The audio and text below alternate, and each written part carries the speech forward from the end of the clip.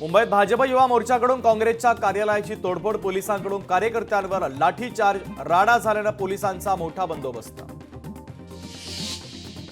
लाडक्या बहिणींना डिसेंबर महिन्याचे पैसे अधिवेशनानंतर मिळणार, मुख्यमंत्री देवेंद्र फडणवीसांचं स्पष्टीकरण, कोणतेही नवे निकष नसल्याचंही वक्तव्य।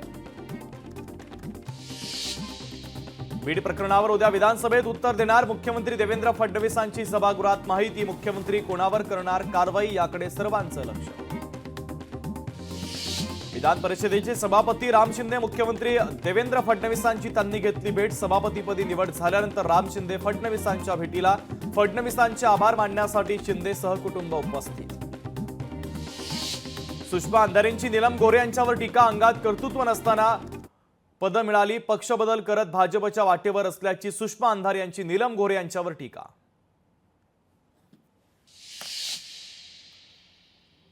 भाजपच्या कार्यकर्त्यांनाही आदित्य ठाकरेंची क्रेज, राम कदम यांची आदित्य ठाकरेंना फोटो काढण्यासाठी विनवणी, फोटो काढण्यासाठी राम कदमांनी आदित्य ठाकरेंना थांबवलं।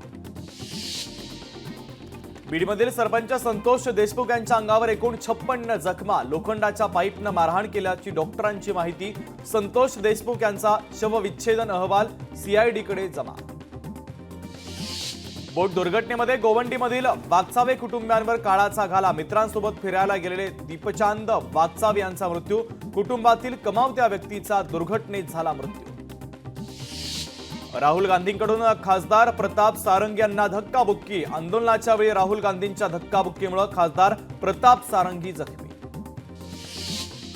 जळगाव जिल्हाधिकारी कार्यालयावर दिव्यांगांचा धडक मोर्चा, प्रलंबित मागण्या मान्य करण्यासाठी मोर्चाचं आयोजन, मागण्या मान्य न झाल्यास तीव्र आंदोलनाचा प्रशासनाला इशारा। नव्या संसदेच्या मकरद्वाराच्या परिसरामध्ये धक्काबुक्की, भाजप खासदार प्रताप सारंगी जखमी, राहुल गांधींनी धक्का मारल्याचा खासदार प्रताप सारंगींचा आरोप। एफआरपी सह अन्य प्रकरण तसंच अनेक वर्ष न्यायालयामध्ये पडून असल्यानं राजू शेट्टी यांना सर्वोच्च न्यायालयाला पत्र, न्याय देवता न्याय देणाऱ्यांसाठी आहे का, न्याय मागणाऱ्यांसाठी असते, शेट्टी यांचा न्यायमूर्तींना सवाल। 2 वर्षांनंतर विधान परिषदेला सभापती मिळाले, राम शिंदेंची विधान परिषदेच्या सभापतीपदी नियुक्ती, दुसरा अर्ज न आल्यानं राम शिंदेंची बिनविरोध निवड। प्राध्यापक राम शिंदेंना क्लास चालवायची माहिती, राम शिंदे आम्हाला शिस्त लावतील, फडणवीसांकडून राम शिंदेंचं कौतुक। बीड आणि परभणीमध्ये सामान्य नागरिकांना त्रास दिला गेला, बीडमध्ये मोठ्या प्रमाणात दहशत पसरवली, रोहित पवारांचं वक्तव्य।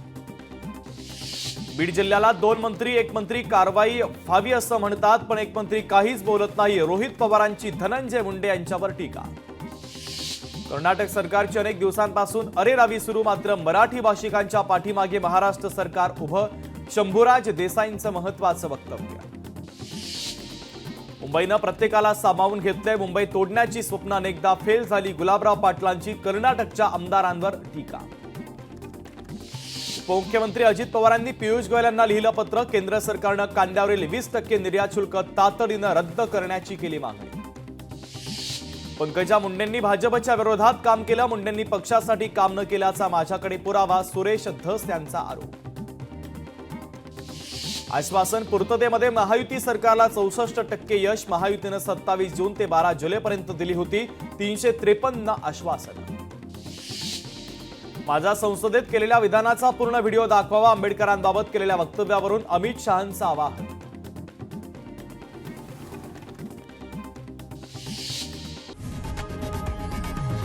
लोकशाही मराठी ऐका, पहा, जागरूक रहा।